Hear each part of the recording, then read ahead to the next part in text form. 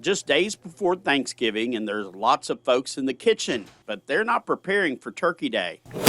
These are volunteers with the United Board of Missions in Port Arthur.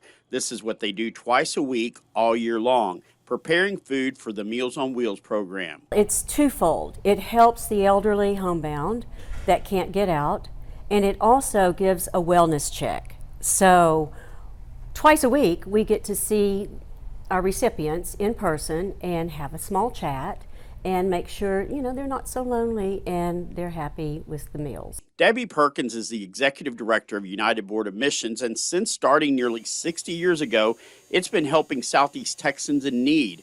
Through Meals on Wheels, the nonprofit delivers lunch to senior citizens in Port Arthur, Nederland, Groves, and Port Neches. I came to Port Arthur in 55.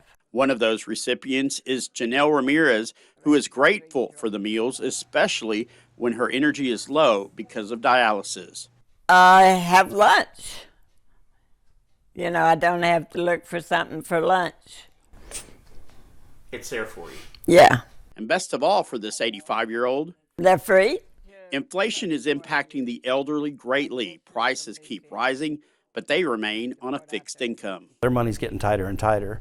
And then when you throw in a really, really hot summer like we just had, and electric bills doubling and sometimes tripling in some cases, it's even more crucial for them to have that service available to them. That's why more Southeast Texans are relying on Meals on Wheels. Just less than a year ago, the program was around 50 people on Tuesdays and Fridays, and in the last year, it's grown to where we're feeding about 100 people on Tuesdays and Fridays. So it's doubled in size in less than a year. And that's not counting a waiting list that's growing. Jay Keith is the program director for the United Board of Missions. He says the group is spending $4,000 a month buying food at local grocery stores to keep Meals on Wheels rolling. So we're feeding twice as many people, and the cost of everything is going up.